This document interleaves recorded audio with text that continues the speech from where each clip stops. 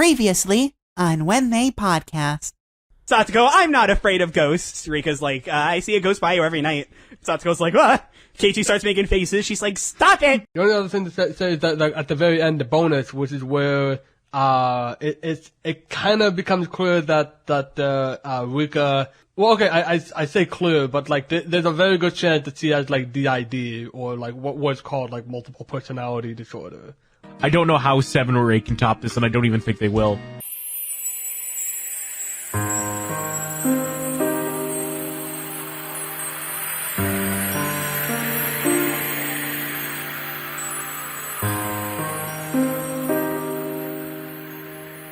Hey, do you remember when we started this podcast asking, like, is it people or is it demon? Well, guess what? It's both! Well, we're not wasting any fucking time, are we? Welcome to Higurashi When They Podcast. Yeah. The podcast where Random and I die. over and over and over again. I'm the wash. I'm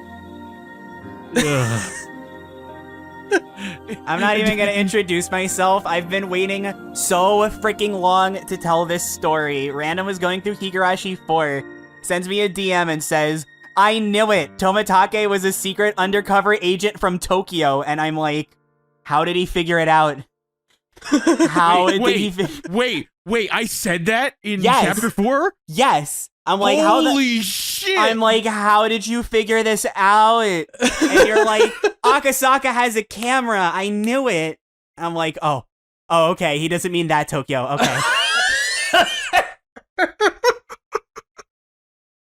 Oh, that's right. We have to specify that there were 2 different Tokyos here. Apparently so. Can I just say that I was suspected of Takano right in chapter 2, at least. Maybe even earlier, because I was listening to our recordings, because at the time of this recording, both episode 1 and 2 are out. Not only was there just so much that you hinted at, and that we didn't notice, but like, I'm proud of myself for calling the twist. In fact, I might make this harder for you, and I'm sorry. If you could edit all the moments where either Wash or I make a joke about Takano being the villain, I'll one-up you. I'll edit in every single Hugh Neutron joke. No. Our viewers are gonna tank. Yeah, especially since this is his biggest role in the chapter. Yeah. Oh yeah, this is his biggest role. It really is. Like, I remember being like, okay, cool. I'll cool with the Hugh Neutron joke. The Hugh Mibera. Is it? What? How do you? What's the last? Mibera. I'll cool with the Hugh Mibera line with jokes.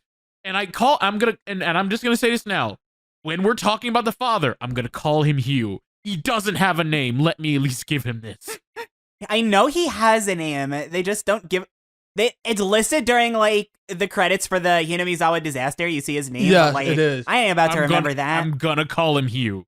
At least I'll call him Hugh Mibera, but Hugh. But we don't. And we see very little of Sugar Booger though.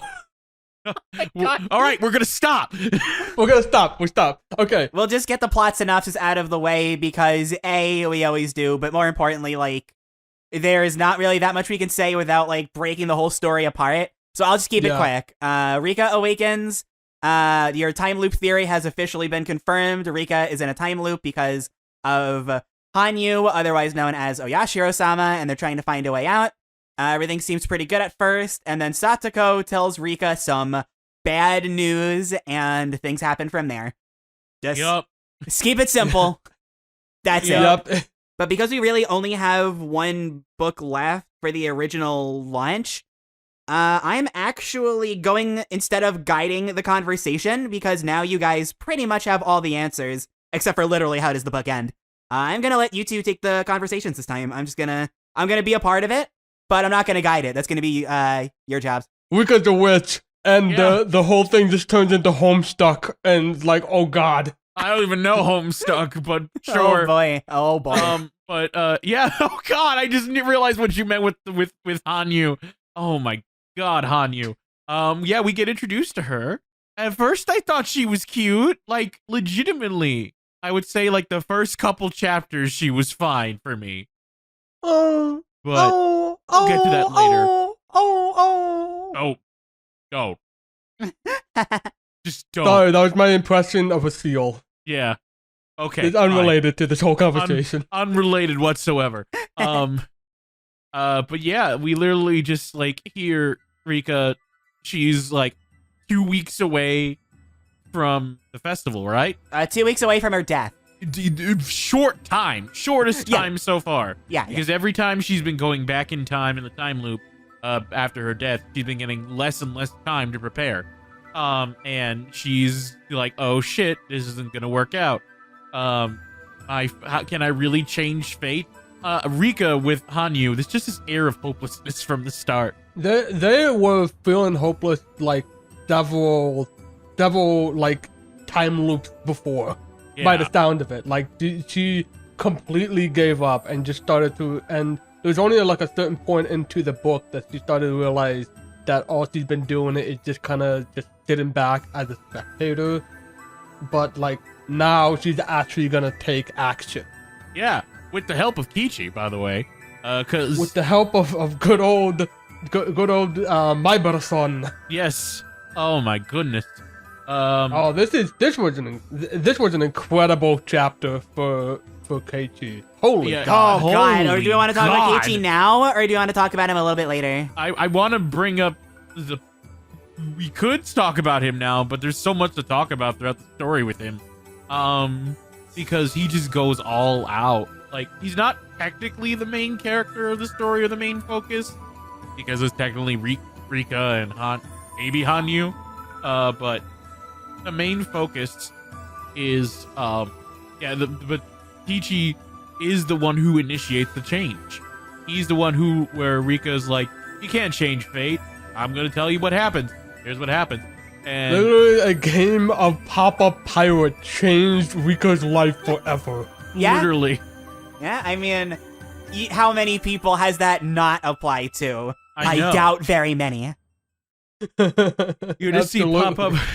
You just see Pop-Up Pirate, and of course, it changed our lives.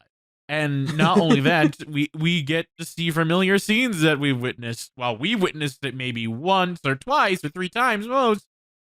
Rika's witnessed it like, what, 100 maybe at this point? Well, I mean, you never really know how many times Well- she experiences specific timelines, but I forget. Was it hundreds or thousands? I forget how many years it was. I thought it was No, 100 I know years. that she said that she's over 100 years old. Yes. So, yeah, okay.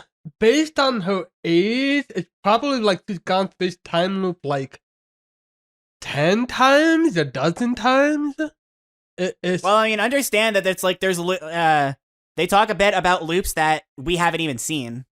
yeah. they They talk do. about one we where haven't- Rika had the syndrome. Well, we'll get to that. But she was too weak to really do anything, and she just kind of died. Yeah, I think there there's was like several- there's a couple of others, where Shion joins along, and she just makes everything worse. Big surprise. There's one where Kichi isn't even in Hinamizawa. Yeah. There's like 1 or 2. Yeah, he doesn't even move. For an American, like the obvious comparison would be like Groundhog Day, but not really. Yeah. The only thing that like makes it comparable is that in Groundhog Day there are a few times where he dies and wakes up. The looping part is the same, but the how is totally different.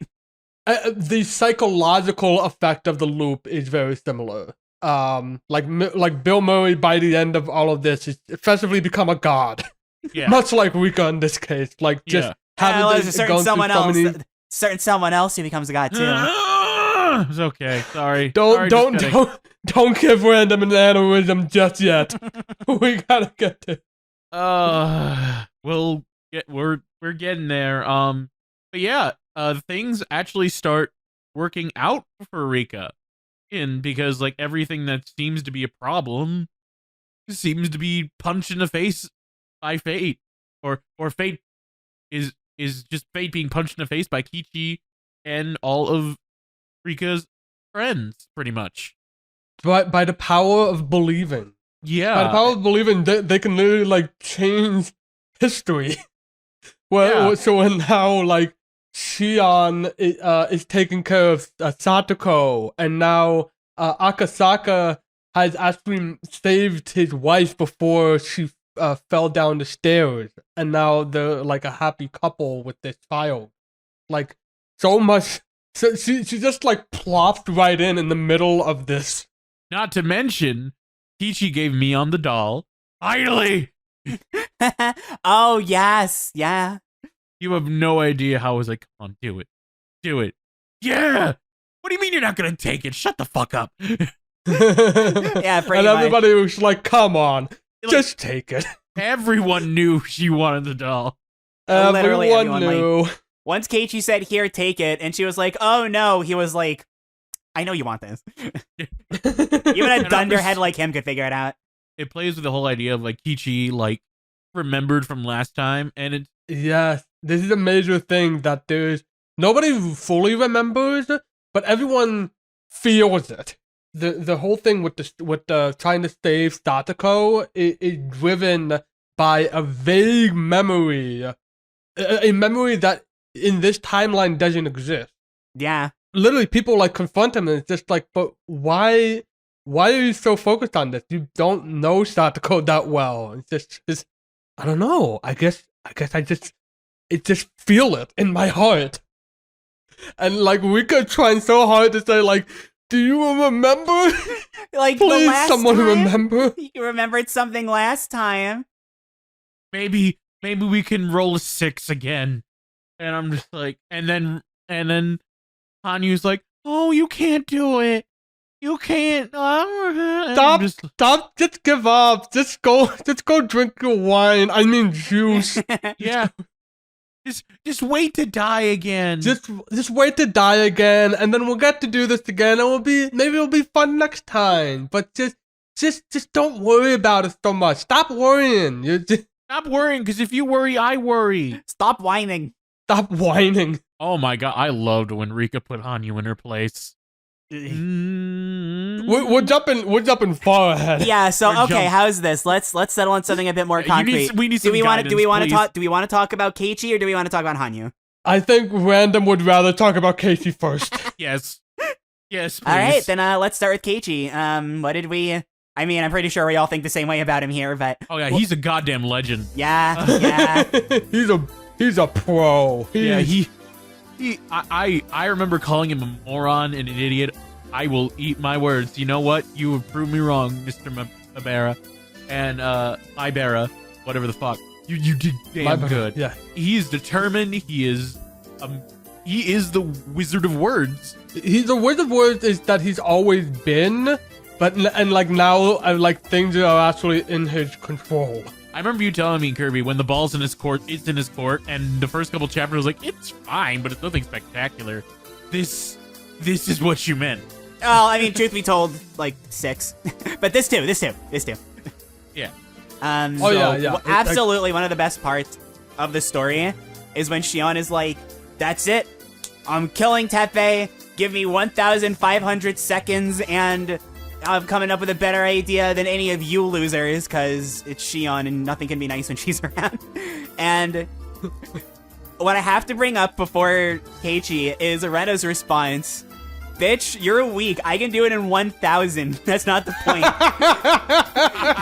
And she could. Oh, yeah, we all know she could. She could probably do it in If there's 500. She could probably do it in 500. Yeah. But it's not gonna help. Yeah, exactly. You know, and then Shion's like, I'm not gonna listen to you because I'm scared of you. And then that's when Keiichi shows up and she freaking hits Keiichi with a chair because Shion doesn't learn that hitting people with chairs is a bad thing, apparently. And he just takes it. He's like, all right, you done? If not, I'm right here. Shion's like, wow, I'm actually just a punk. And she sits down. Yeah, pretty much. And Keiichi's like, I don't know what I'm gonna do. I don't know what to do yet, but I'm gonna figure it out. I promise. And you know what he does? He saves Satoko. Well, yes, but also, do you know what he does to start this? Something that he should have done a long time ago. Talk to his parents. Yes, I was thinking of the SpongeBob quote, but I forgot it. But yes. He talks to his mom and Hugh Mibera, and you know what? He was like, you should make an appeal, Ichibo. And he just goes and he's like, that's not a bad idea. And you know what? Crazy that we didn't think of that at first. Well, you know what it took? It took trust. It did. It took a lot of persistence. That's kind of the through line of this whole thing is trust. It's like what we can do when we're not like alienated from each other. Like they've talked about like how like people in like the growing up in like urban areas, like they don't know their own neighbors. Like, do you know your own neighbors? Possibly not. I know I don't. I don't have neighbors. I don't have neighbors, but that's beside the point. I have neighbors. I can hear the neighbors, but that's beside the point as well. And we often rely on ourselves and ourselves alone to get stuff done. And so has literally, so it was Kichi, Shion, Rena, all their books, they relied on themselves. And it wasn't until Kichi was like, no, you got to rely on your friends in book 6 that things sort of changed. And Kichi still had a mentality, I need help. I can't do this alone. Yeah, it's easy enough. It's easy enough to tell somebody else, listen to your friends, but the fact that he realized that, like, I can't do this alone says, like, a lot. He can't do this alone, but he knows how to convince other people. Oh yeah. Like just like how he needs everybody else needs him. Yep. Yeah. I could tell that it's like when they were started like visiting the center. I was like, even when he got like the class to go in there, it's like, something's missing. He hasn't got quite what he needs to get there, and that's when you get to. Is it my favorite scene in this book? Which one? The confrontation with Oyo. Oh my god. Whoa, we skipping some steps. All right. How's this? That in tandem with his confrontation with the villager council. I can give you that. Yeah, I'm about to say, we skipped a lot. Yeah, well, I mean... No, but we're still talking about Casey here. Like, I'm talking about Kichi. We still skipped a lot, because... we can move around. We can, like... He goes with his friends. He goes with the classmates. He convinces other people that he knows, including a certain dessert freak. The perverted baseball player. Where they mention Resident Evil and Xbox 360. Yeah, Metal Gear Solid. Like, they talk about a lot. That didn't happen in the 80s. Look, at this point, I am just fully convinced that these are just names that Keiichi made up himself. Because, like, the trailer is over. The text literally says, Kameda is so confused, he has no idea. Little did we know Hideo Kojima was at Angel Mort being like, ooh, Metal Gear. And thus. I could totally see Hideo Kojima in the fucking the perverted ice cream shop to being like, did somebody say Metal Gear? That sounds like a good game title. Oh my god. Metal Gear. Xbox 360, huh? He's the CEO of Microsoft there too. Just having a chat with Hideo. Hideo Kojima, Bill Gates, and whoever runs Konami are just all there. And they hear this kid just like talk about video game titles, like, whoa, they're all cool. I'm gonna write these down. And when I was like, I have no idea what you guys are talking about. Hey, you know that song you were looking for? Take a listen to this. Hey, it's your cousin, Larry Kojima.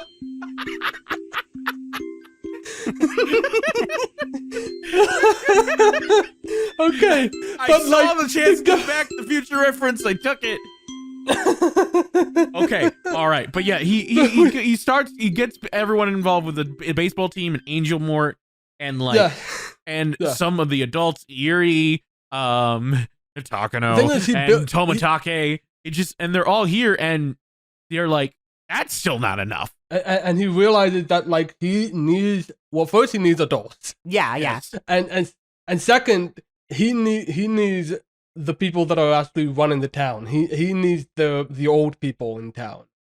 And he tries to in fact, he wasn't really planning on doing this, but it was like all of a sudden like they're getting ready for a meeting, and all of a sudden the mayor is like saying quietly to them, "Hey, you guys should probably just stop doing this." And like Casey is like shocked and appalled, and then something burns inside him, and it's like, "No, we're doing this. We're doing this. You're and we're gonna doing come it with me." now.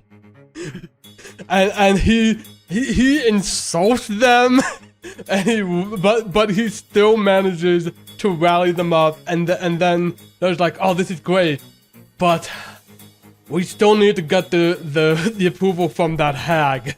So they march over there, and there's this massive argument with the head of the Sonozaki, with the two heads, really. It's the grandmother and the mother. Yeah, we see Mion's mom again with that, right? With the one sprite. Except this time it actually fits. It actually fits. Yeah, but she like he goes ham. All right, then I'll kill you, sit in that spot, and tell everybody it's okay. If you're gonna be that stubborn. Just like heart palpitations or like heart problems from the extreme stress, sends them away, and then it's just like the mayor's like rushing and says, "We got her approval." Yeah. and Yeah, and not only that, but like, thank you, Casey, for jumping on top of Oyo and strangling her in the neck. Like, I never did that. Yeah, Casey's like, And the "What?" mayor just wink. I love how she was like bitching, cussing, calling him a little shit. There's literally like one point where Oyo is like, "What the fuck did you say to me, you little shit? I'll have you know." Oh my god, Yeah. She literally said that. I was screaming. Like my mouth was agape, and I was just like, "Oh no, how is this gonna happen?" Then he's like, "Yeah, I got her approval," and then later on she's like, "Yeah, he's a nice boy." No, I think I might like. It's at the very start. It's pretty funny. She sees Keiichi and she gives him a scowl, and he asks Mion, or he says to Mion, "Oh wow, she is scary." And Mion's like, "Well, she doesn't really like you very much because when you moved to the village, you never introduced yourself." He's like, "You're telling me this now?" It's very important to make introductions. Old Hugh forgot to do that, apparently. And like the mother is like so smitten, and it's just like, "Hey, you know, do you fancy either of my daughters? I Which one feel would you you might date, be." Mion or Shion? Yeah, which one do you want to date? You can call me your mother if you want. And it's like, "Mom, Mom. what the fuck?" They both punch Kichi. He's like, "All right." When they punched Keiichi, it was probably like, "I get punched by Rena on the regular. This is nothing." To wrap it all around, Keiichi, superstar in this. I think just everything's turning up Keiichi, like, right at to the very end. this is kind of cheating because this isn't any singular scene, but my favorite part of 7, and he acts this way because of Keiichi, so like you can group this in with Keiichi. I think my favorite thing about this read, at least, has to be Oishi. Oh yes. Oh my god. Like when he's like when he's off, pretending to be confrontational. Oh no, just everything about Oishi, really. yeah. From the moment he enters, you get this like new jazz theme that plays, and it's just like it fits him well. And he's like, yeah, he may start to be Wait, no, he doesn't start to get confrontational. He just like, "Hey guys, you're playing mahjong." He hangs out with the festival.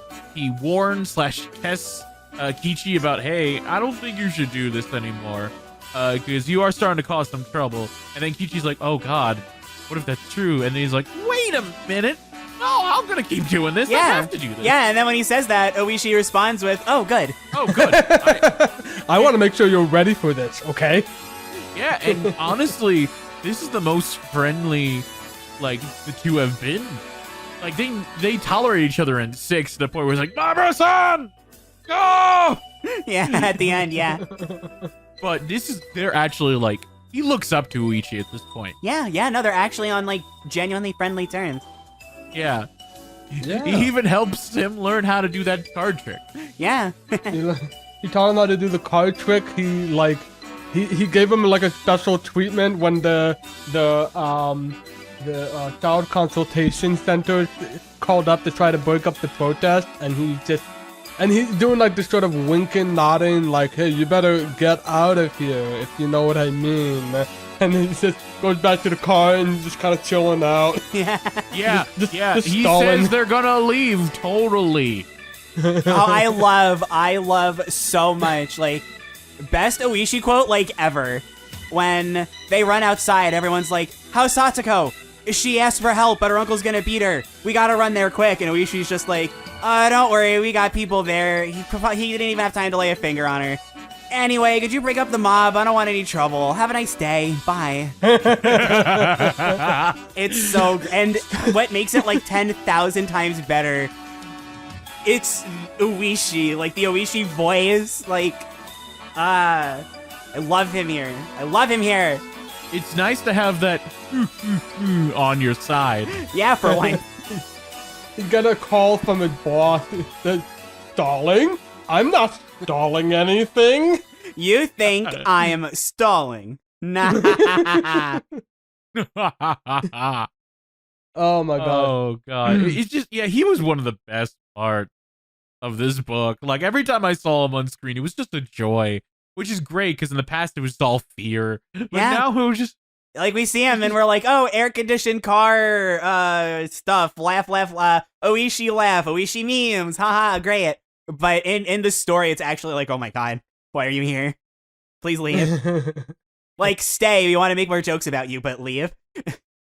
But in here, it's like, we legit want him to be part of the story. Yeah, exactly. It's nice. Yeah. You see Uichi support Kichi, and you see a lot of people support Kichi.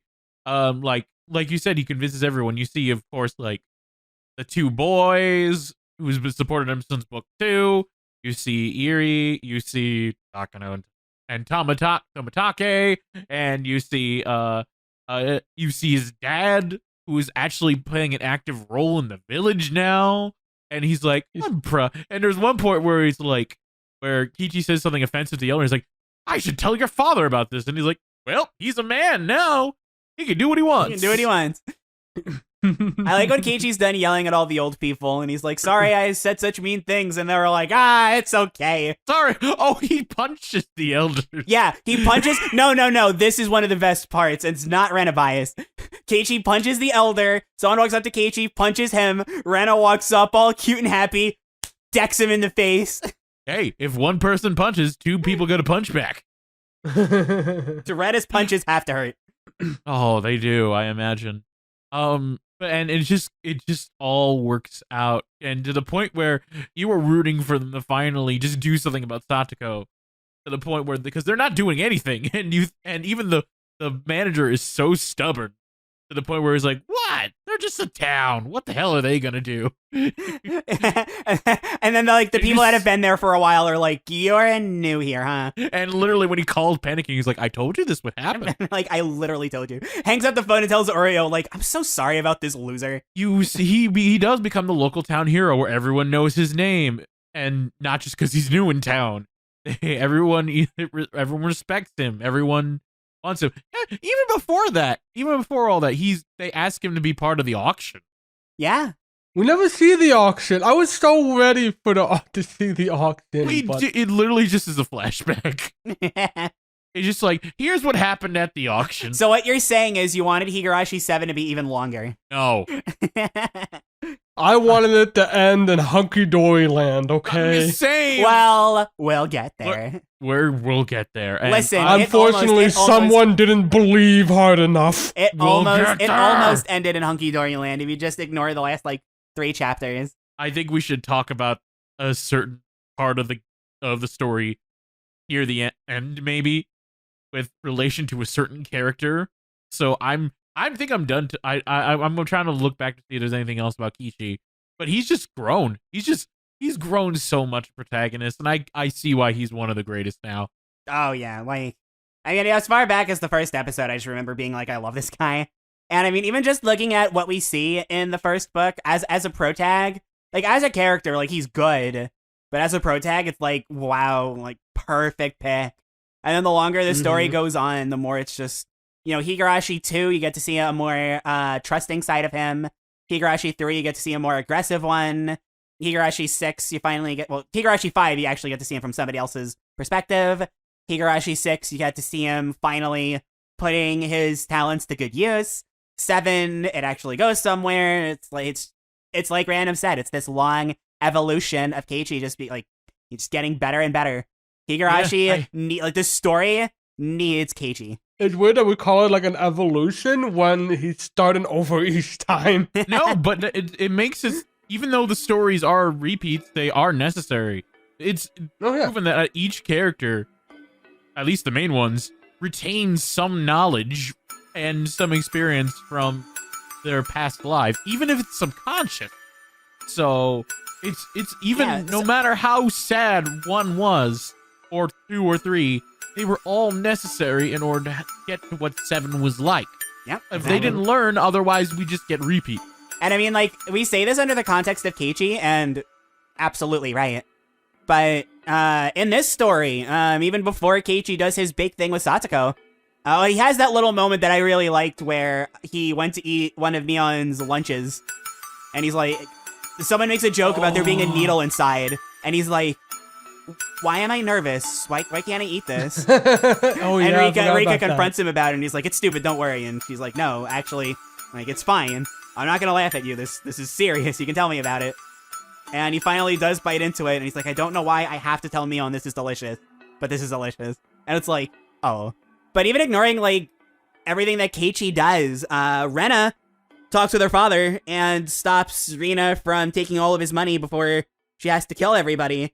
When Keiichi calls Mion, or Mion calls Keiichi about the Satsuko situation, they have, like, this whole conversation with each other that when he calls Rena about it, she pretty much recites the conversation in, like, 5 seconds.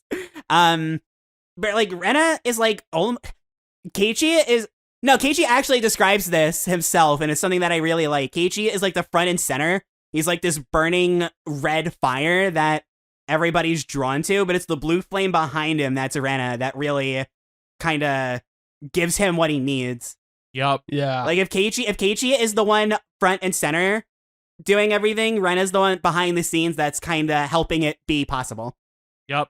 And she has her moments too, like I said, when she punches the guy in the face, when they're at the Child Consolation Center and they're just telling them things about Satoko, someone screams and Keiichi's like, I just kind of assumed it was Shion. But I turned around and no, it was Rena. I was like, oh shoot. Not only that, but you see the live face. Yeah, well, she's pissed. She's pissed. Yeah. Which also confirms that she's not a demon. She was just angry. That first book. Yeah. I mean, specifically in that lie scene, like the one time you see that face.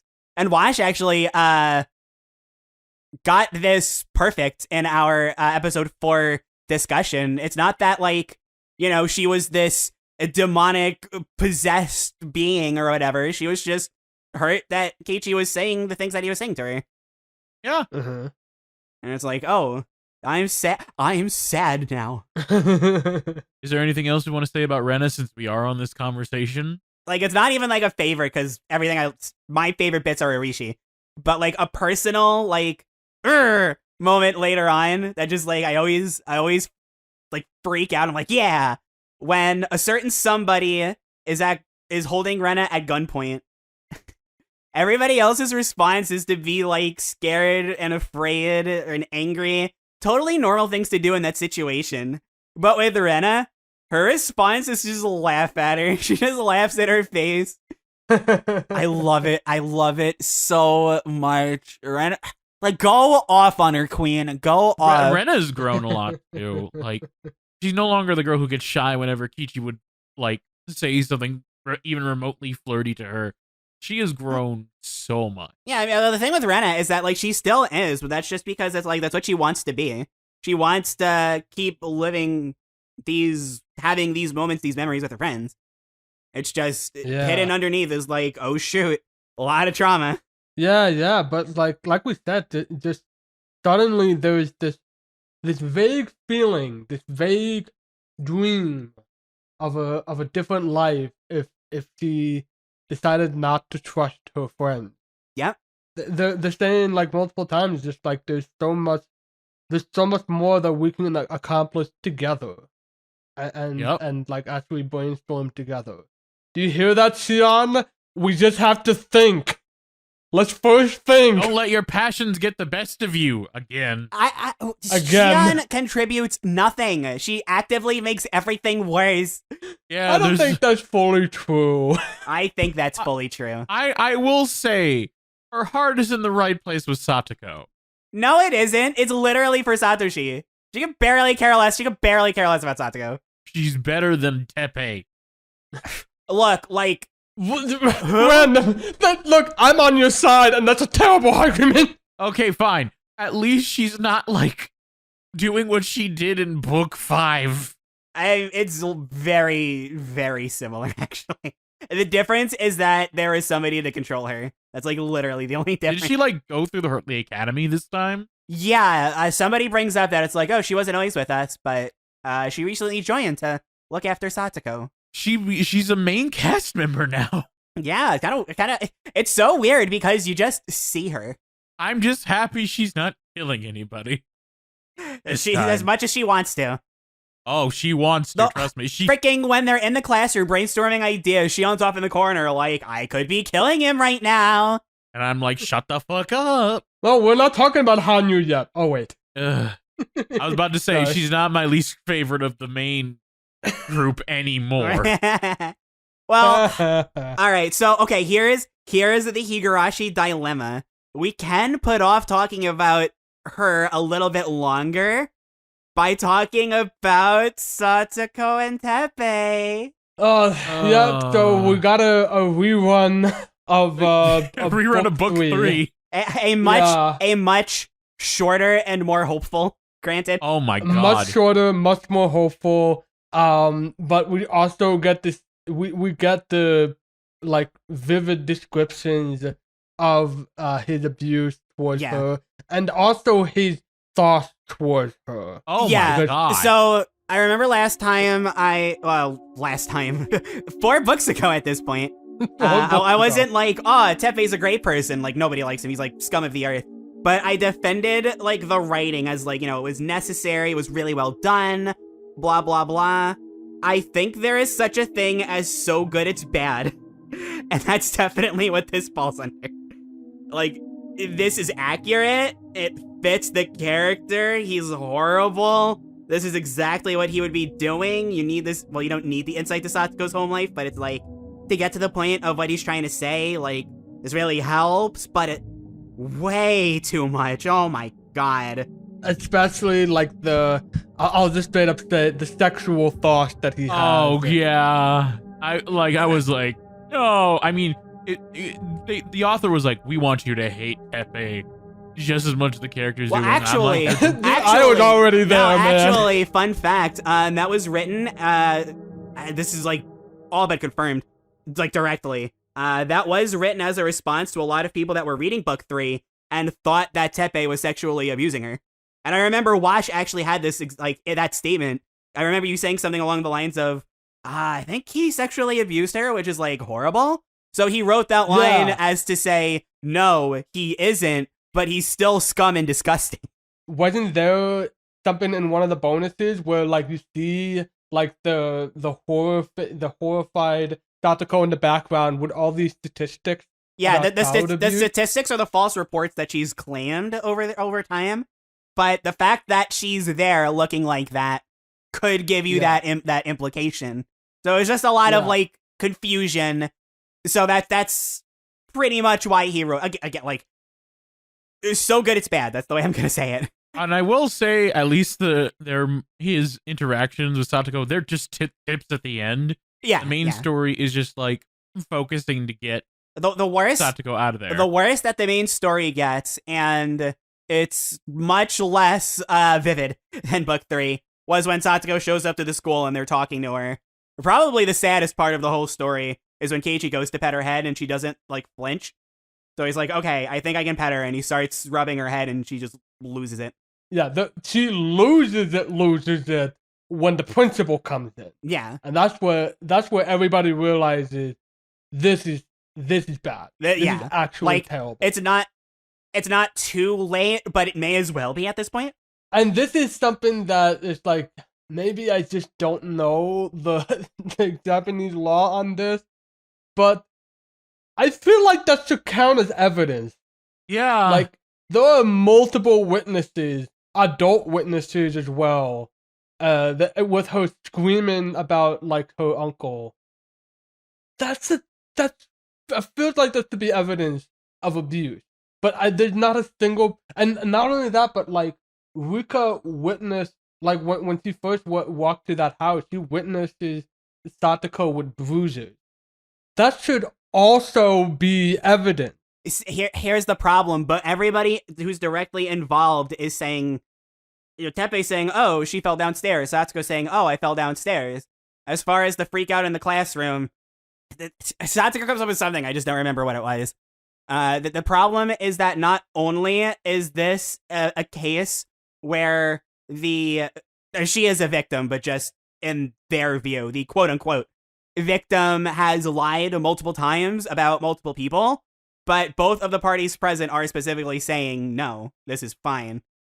They bring up how they could say all that they want, but they see it because of the circumstances. They see it as them just not liking Teppei.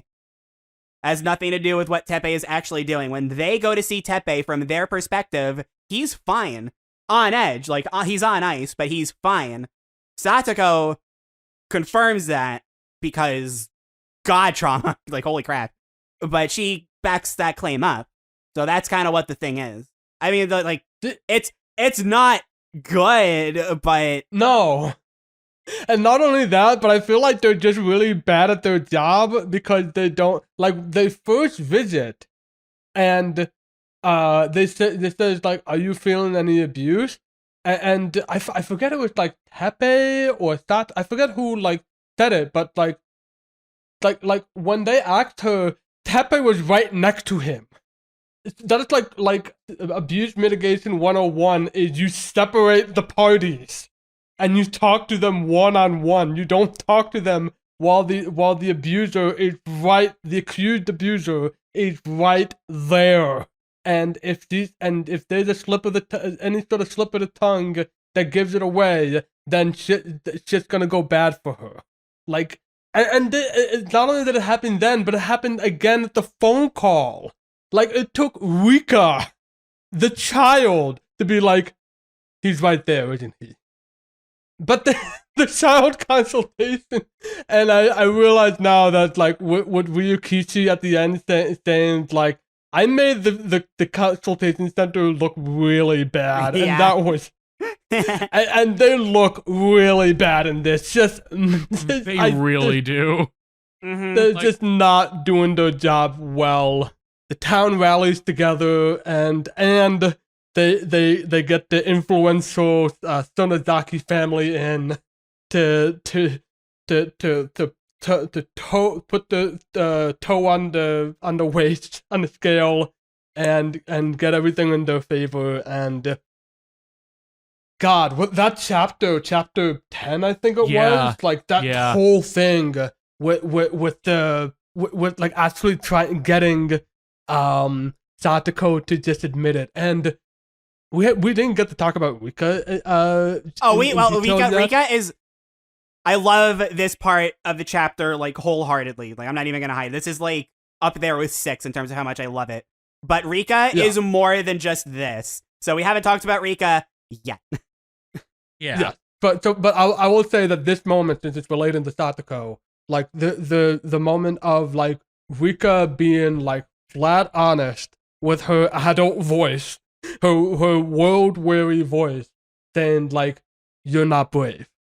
And Satoko is just, like, shocked and, like, afraid and, like, scared, and she just realizes, like Satoshi, like, fought.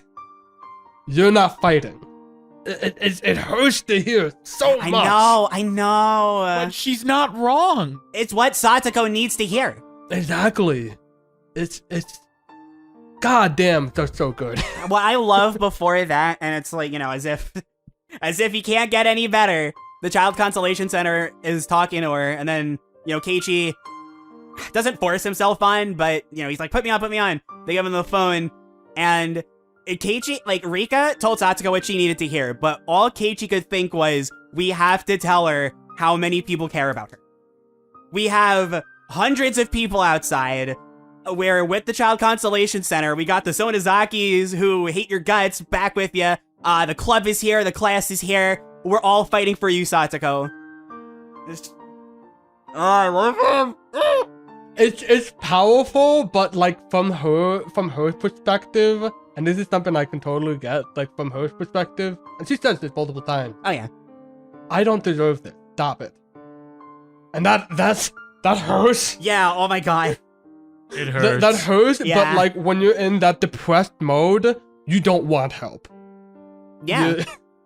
Yeah, but God damn. I like the ordering of it, because first it's just like, oh, Child Consolation Center or whatever, we've been through this a million times. And then there's that support, which, as we know, isn't gonna work. And then that's when Rika gets on. And that's when Rika delivers that cold hard truth. So when Satsuko gets out of that depressive state, she's like, it's not just like, oh, okay, let's get things back to normal. It's, I did the right thing.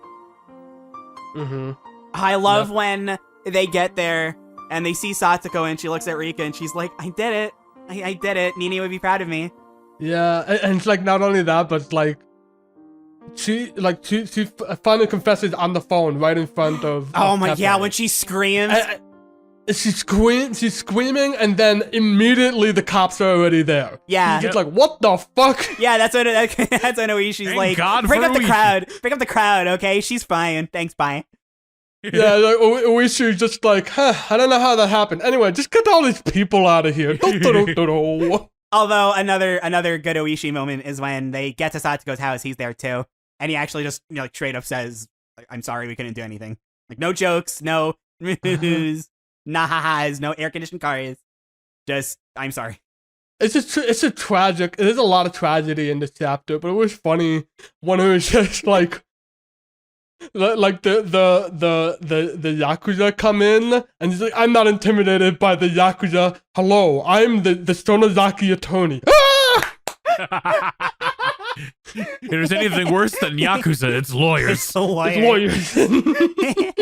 Oh, that was smarter than to bring a lawyer, because at first he's like, you guys can't, we should, we can't, you guys can't do a protest here, according to the child protective officer. According to this law, we have every right to be here, and they are abusing a constitutional law. Well, all right then, you guys keep going. yeah, Oishi's just like, sorry.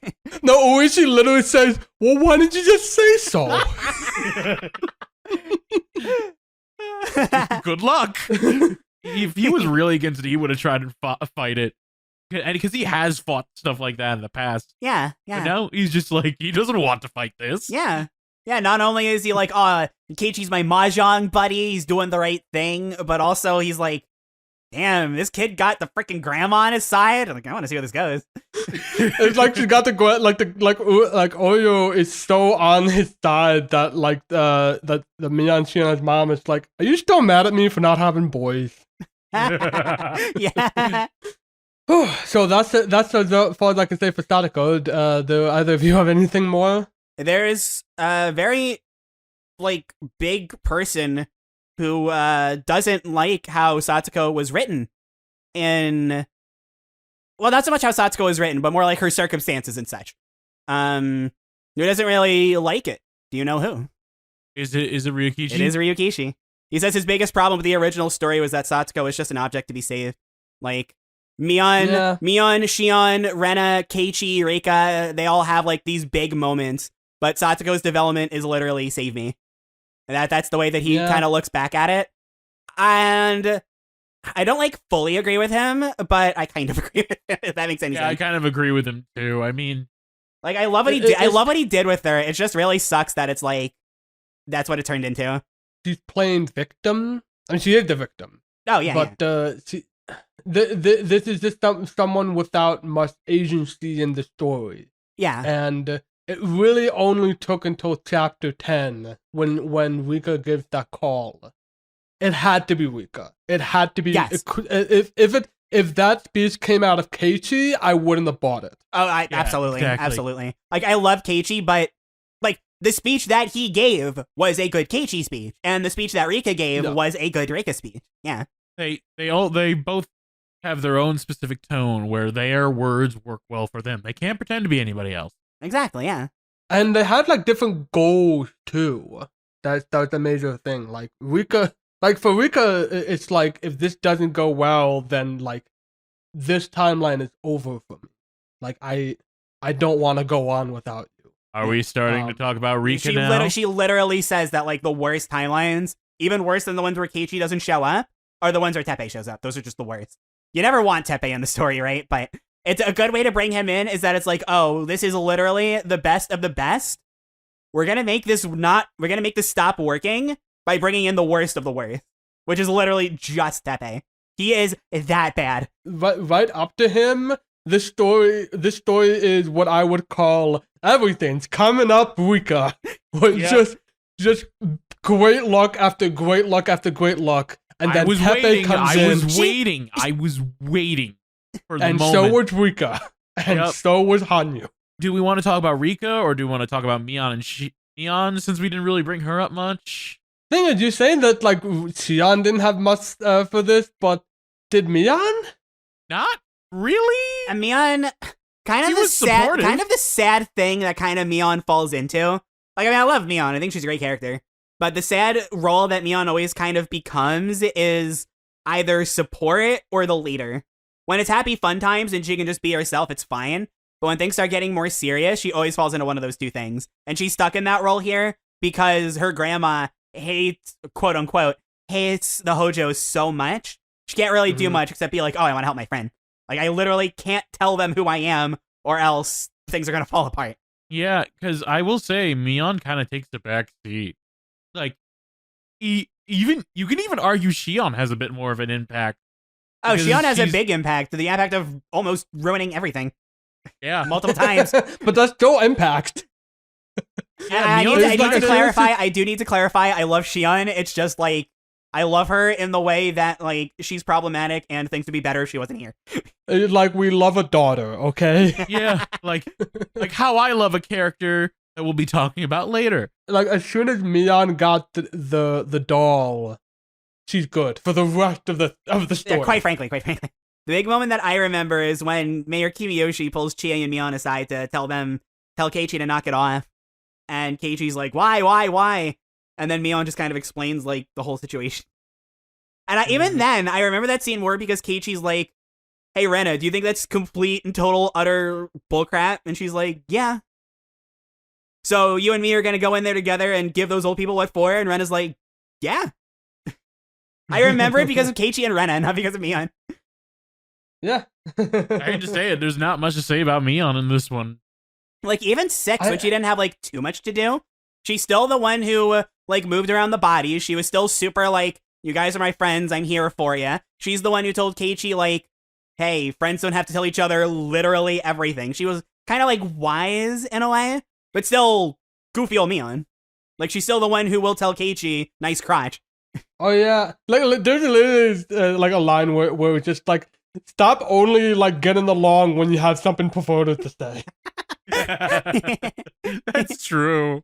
I mean, it's true. Yeah. It's true. I guess there's not much to say about Mion, so who do we talk about next? I mean, Rika, she's right there. Yeah, I was about to say, we're kind of starting on it, and then we just kind of stopped. So Rika, who I thought was on the cover art for this one. Yeah, that was another thing I was waiting for. Yeah, I remember being like, oh yeah, it's going to be about, I guess it's going to be about Rika again, because she's on the cover. Little silly random. What? Who's on the cover? I'm confused. It's Hanyu. Yeah. Oh, it's Hanyu. Oh, you thought that Rika grew horns all of a sudden? I didn't see horns on her. Besides, there was a theory that she was Orochi or Osama, which, yes, no. Yeah, almost. Rika goes from, like, a passive, like, I love the analogy of the stage play that she uses, and not just because I'm into theater, but it's right, like, she acts like an audience member with Hanyu, and that's why things don't work, and why things don't change. When she starts acting as a player in the play, things change. Yeah, and even, like, as far as what her situation was, it was just too little too late, and she realized that by the end. It was just like, I'll keep fighting, because I got so close. It was just, I started too late. That was the problem. She waited till, not that she waited until the festival. there's the matter of Satsuko that needed attending to first. But Yeah, because she that didn't really was- have any time, it was just too little too late. Well, and she tried to be proactive, though. I will say that. With She had like moments where she was like believing and then not believing. Especially like once Tepe came in, she just gave up all over again. It feels very like appropriate for like the sort of mental health issues where you just like, as soon as you have like a low point, you feel like that's it. I'm done. There's no or like you have that high point and just like everything's gonna go to shit. I'm just so afraid of everything going to shit. Yep. It goes to shit. almost I like knew there it. was a little annoying voice that tells you that even if We're things are not great- there yet. But I'm just talking about like from her internal conflict that she just has this she just has this depressive episode where she's like I said, she's just treats everything like a spectator. She's just going through the motions, not being proactive. It sucks. It really sucks to watch, but it's not. It sucks in a way where it's just like I understand where she's coming from. And the part that made me, and I mean, like I said, I sat through Satsuko in book 3, and I was like, horribly sad, but not like uncomfortable. But the part that I read here, it was really good, and the fact that it made me as uncomfortable as it did, I was like, damn, that's good. That's good stuff. Was when they get to playing the board games at the board game tournament at Mion's uncle's shop. And she sits in her seat, and it just kind of hits her that it's like, oh my god, I'm doing this again. And she has that fit of deep breathing, like gasping for air, just thinking this is all useless, my life isn't going anywhere, what am I doing here? It's just like this spiral, and guess what gets her out of it? Our good pal Keiichi. More to love about him. But the thing is, it's like yes, absolutely, Casey gets her out of that, but Casey also makes her realize that like you don't need me. You are the one that's gonna change your destiny. That's gonna change your fate. In fact, get the word fate out of your mouth. I don't want to hear that word anymore. Yeah. Keiichi literally tells her like, we can overcome that, no problem. And maybe Rika even says, oh, well, that was just a board game. And Keiichi's like, what's the difference? Kind of like how exactly what Satsuko needed to hear is what Rika told her. Exactly what Rika needed to hear is what Keiichi told her. Yep. Mm-hmm. But it's powerful stuff. It's just so good. It really is. And I mean, like, obviously, I'm not saying that, the average person can relate to dying and going through time loops, but, like, that prospect of it's just, like, my life is nothing. It's not going anywhere. I just feel like I'm just repeating the motions. Is this what my life is going to be forever? Am I just waiting until I die? Thing. Yeah, that's the key thing. It's just being stuck in those rituals. Yep. And those rituals and just acting passively, but that ended up becoming self-destructive. Yes. Because she's literally just killing time. She's literally wasting the precious time that she has by just giving up. And that's so sad. Yep. But you know what? Like, chapter 12, where, like, she was right there. She knew that she was gonna die. She was told exactly when she was gonna die. And when it happened, she fought. Yep. She wasn't gonna take it sitting down. And holy shit.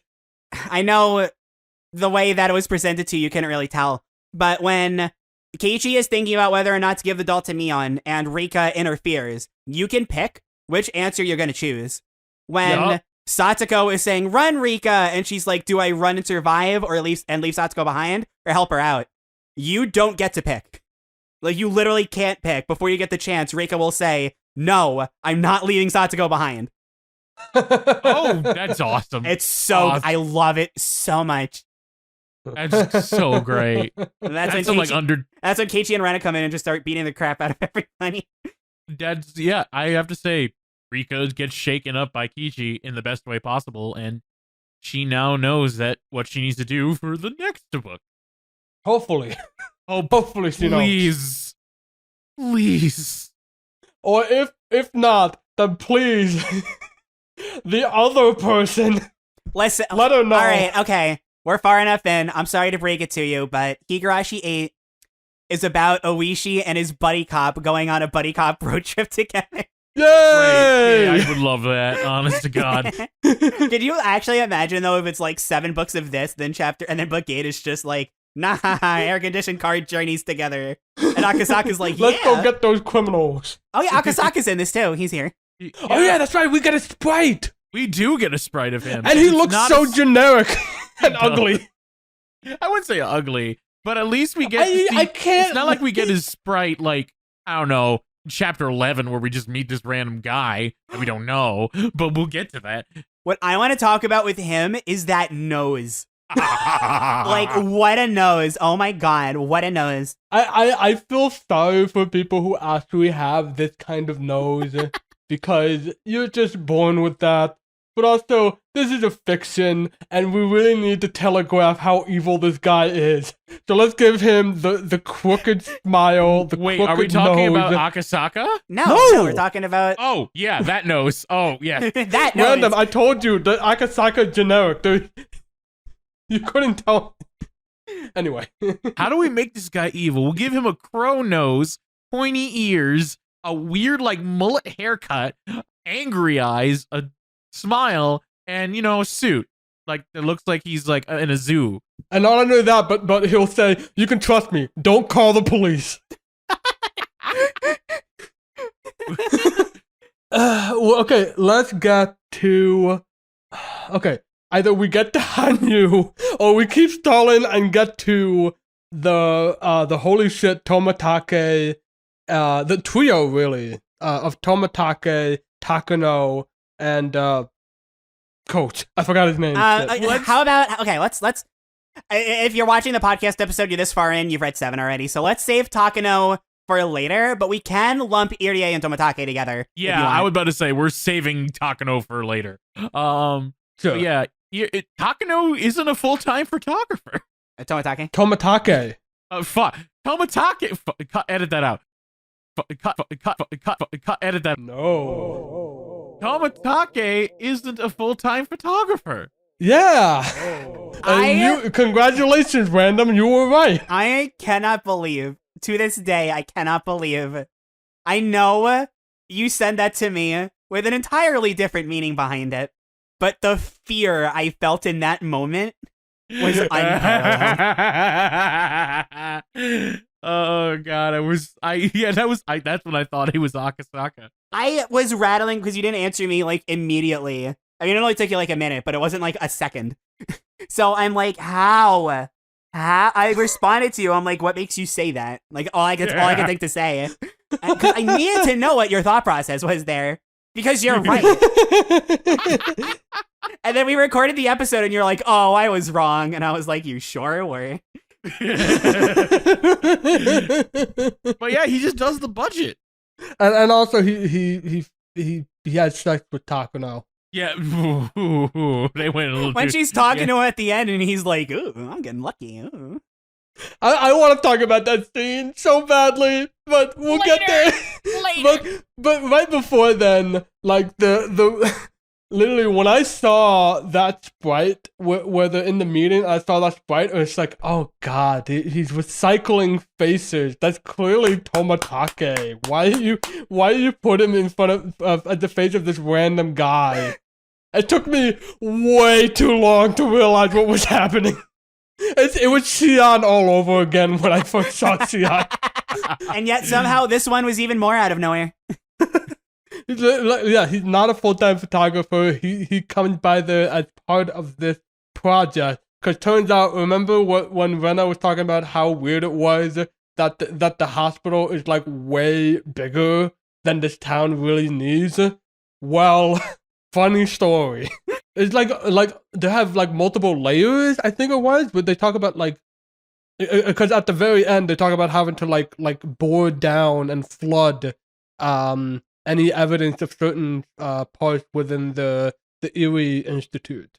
Erie is Erie. Nothing's different. No, he's the one who gives when Rika says no, you have to save, like, do something, help.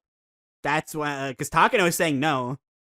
Irie is the one that says, like, I will be the one responsible if you kill him, so tell your group to kill him. But psych, the police are already onto him, so we can't do anything. Oops. That was just another slap in the face to Rika.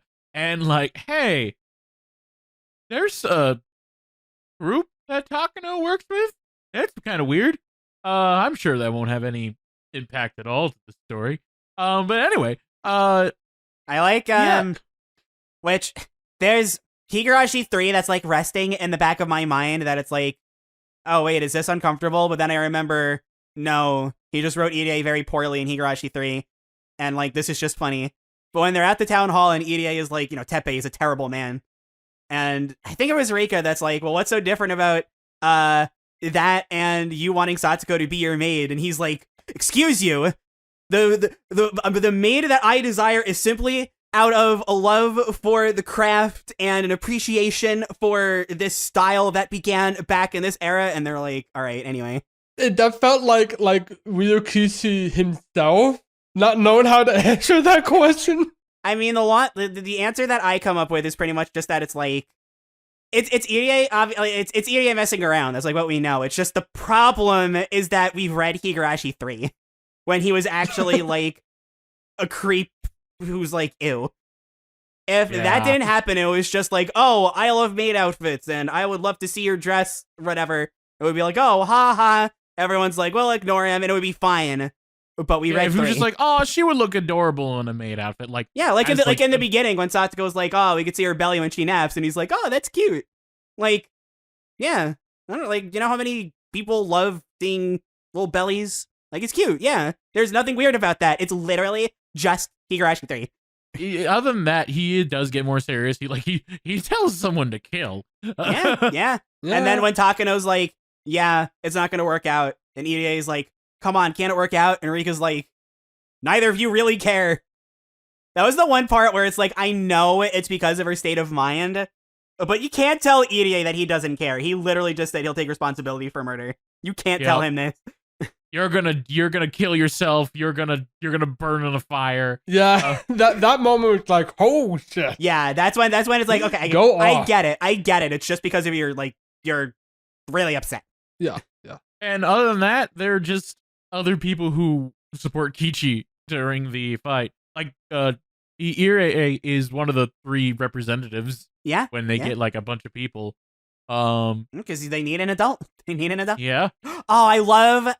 Gosh, we're not even talking about like EDA anymore. Well, kind of, because EDA comes with a lot of like things to rally with, like signs and protests, stuff like that. Stuff to help with the protests. He makes the banners. Yeah, and it's like, oh, that's so nice. And then when they get the villagers, they're like, oh yeah, this is the stuff that we used to rally the dam, but we've changed it to oppose the dam to help Satsuko. And it's like, oh. Oh, nice. Just like we want to speak to the office where they crossed out the word construction. Yeah. Crusty Crab Fun Fair. Am I stalling with talking about 2 certain characters? I think I am. Well, okay, there's one character that makes me angry, and it's like, yes, give me this anger. This is exactly like what the series has been building up to. And there's one character that gives me anger, and I'm like, stop talking. I know exactly who you're talking about. I know too. Okay, do we start with the one where it's like, is it what we've been leading up to? Or do we just go to the, oh? I mean, we can talk about Hanyu, it's fine. Okay, let's bring back a Pixar-spective classic, time for a therapy exercise. Alright, I gotta be the one to say this, Pixar fashion, the animation, top 9. That's not, we already said no to animation. Oh, so true, we literally had to ban it, that's right. We banned it during a car ride. Oh, shoot. Oh, yeah, we did. We banned it during a car ride together. Like, could be fair, just like, literally, like, the first thing we always say is the animation is great. Like, so let's... And that counts for the design as well. Yeah, because I was gonna say, because I do like Hanyu's design. The Hanyu design is great, but let's talk. Okay, give it a moment, a scene, anything about her that you like. I like the discussion that the two of them have when Rika first tells Hanyu, like, if this is a failure, I give up, like, for good. And Hanyu's like, oh my god, no, that's like the one thing that you can't do, please. I'm gonna be all alone again. I can't have that. It's like the one time where Hanyu isn't just telling her, oh, it's not gonna work out, it's not gonna work out, it's not gonna work out. Like now it's actually like it's personal now. And you can see Hanyu like kind of being a bit more aggressive. And I like that. I also like when Takano is like Takano when they're visiting the storehouse and Takano is like, oh, all these rituals for bloodshed that Oyashiro-sama loved, and Hanyu's just like, no, I hate this. God, stop talking. Oh my god. The way she said ow ow the first time was cute. I'll take that. It's definitely a new thing because it seems like each of these characters have some sort of like quirk with their speech, and this is an interesting one on the surface. So yeah, I think I'll have for that. Yeah, one. we literally went from I'm going to say how because it's the magic word that cheers me up to ow ow ow ow ow. I'll say that I thought it was kind of cute. This demon, this millennia-old demon, doesn't like alcohol at all.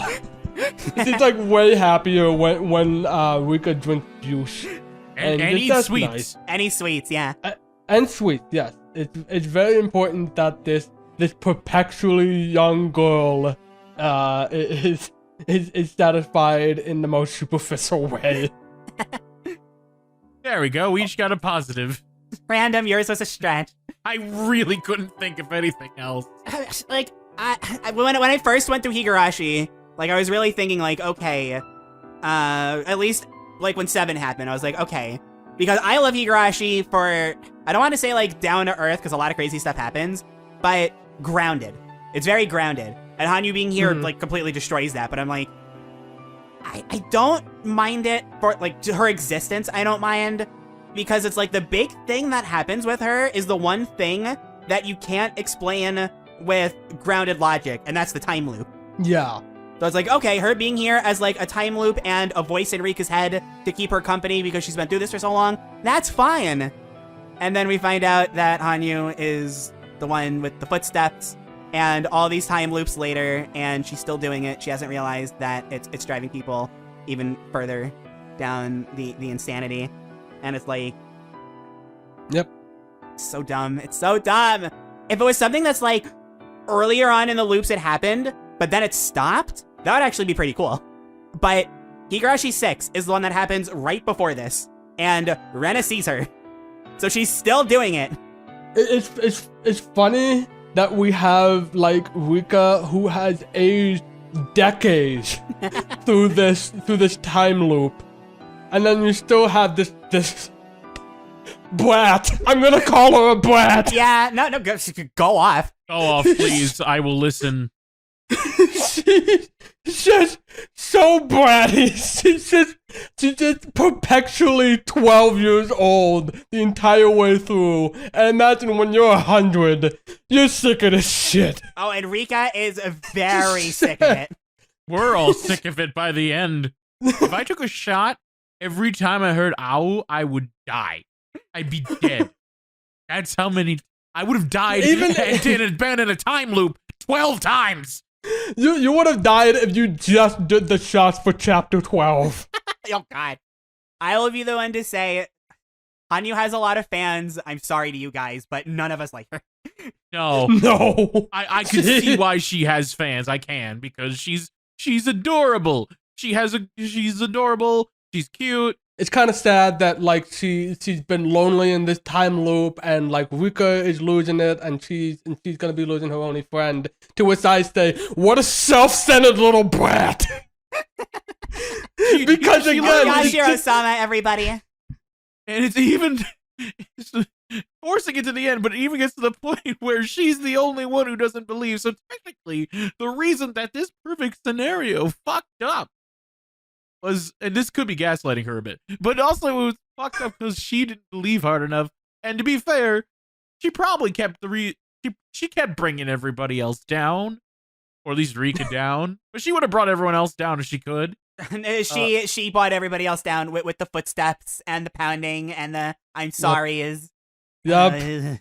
Yeah, just We don't like her. I'm sorry. I wanted to like her. I really, really did. I was like, oh, new character. She's cute. I cannot wait to see what she's like. I was hyped to see her. I mean, I was a little like confused because, yeah, like you said, Higarashi's very grounded. But if there's anyone that's gonna have any spiritual connections, it's Rika. Yeah, So I was so this was another thing. Coming into this, I was very worried, but then Wash caught something that I never caught.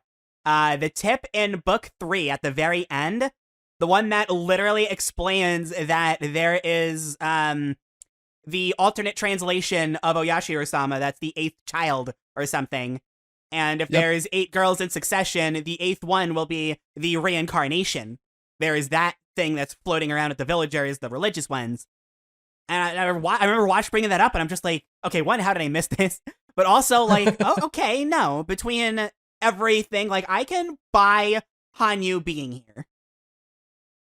It's just, she's here.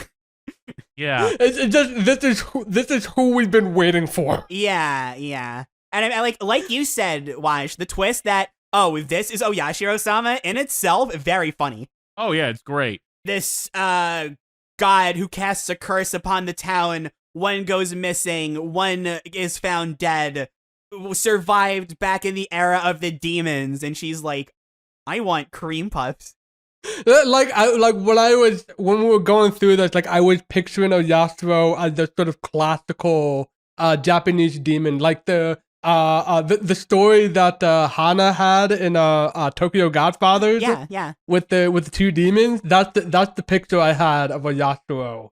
That's what a lot of people had. Yeah, and it's like, it's interesting, that like it's kind of just put a little twist to it. That's like, oh, it's a demon, it's a god that's actually kind of spoiled and self-centered.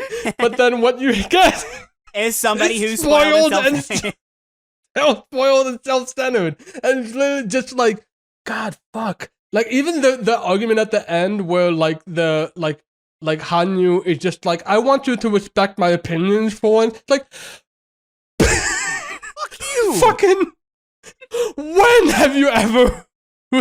Yeah, literally, when have you ever it's yeah. So, and then everybody calls her out. Like at the like they're dead, and it's like, hey, you, how come you never believe? And just like, oh. Shut the fuck up.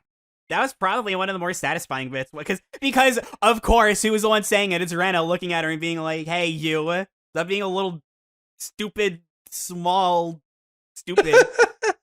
Yeah, and stop being a bystander. I got that. That's the other thing, is that like when you got to that point where everybody's just like, wait, there was one person who didn't believe. What? Who could that be? I felt like a fucking kid watching Dora the Explorer, where it's just like, it's Hanyu! It's Hanyu! Get it over with. Yeah, and yeah, it so just felt like... I mean, in any other chapter, I would have been like, well, they're building it up, not everybody and whatever, but this is at the end of chapter 12, which is like 3 hours long. I'll grant you this one, just get it over with. And it super sucks too, because that comes right after like the most emotional part of the whole story. The time freeze? Yeah, and even that, like when Rika is getting killed and she's like losing her consciousness and she's just like, I really loved this world. I don't want to see it go. Yeah. Positive number like 10 trillion for Rika. God. Yup. Yeah. We all love Rika, right? Oh yeah, we all without love a doubt. Okay. I just making sure. There's one character that can, 1.5 that I could say that I don't like. I'm assuming you're just like discounting Rina and Tepe. I'm assuming. Oh, I forgot about Tepe. Yeah. I forgot about Rina. Yeah, no, you forget it because she's not a major player outside of 6, but like, no, she's like not quite as bad as Tepe, but she's like a peg below. That's it. Does she get murdered by a certain group? Yeah. The implication I got was that it's the Sonozaki. Yeah. Because they were they got money from the Sonozakis or something like that. I forget if it's ever like straight up confirmed, but it's very heavily implied. If nothing else, it's the Sonozakis. Because if you ever see like anybody intimidating in this area, it's them. There's just nobody else. The police aren't. The doctor certainly isn't. The doctor's too busy thinking about and also mates just like Mion is the one that because like when I had the conversation with Mion and just like, don't worry, I'll take care of this for you, and there's just like, sick 'em boys. Just go, and then whoops! It turns out that that woman is dating a Hojo, and the cops know this. Whoops! Oopsie doo. So yeah, Hanyu, I'm sorry if you like her, but I'm just not a fan. A lot of people do really like her, and I'm this so is gonna be our most tempted. disliked video. I don't know. I feel like sometimes when I hear people talk about Hanyu, I think to myself like, your reasoning is very shaky. But everybody has their preferences, so I can't really say anything. Yeah. She like, is. If you enjoy Hanyu, more power to you. Yeah, I wish I couldn't get understood. into her I wish at I all. understood. That's all I can say.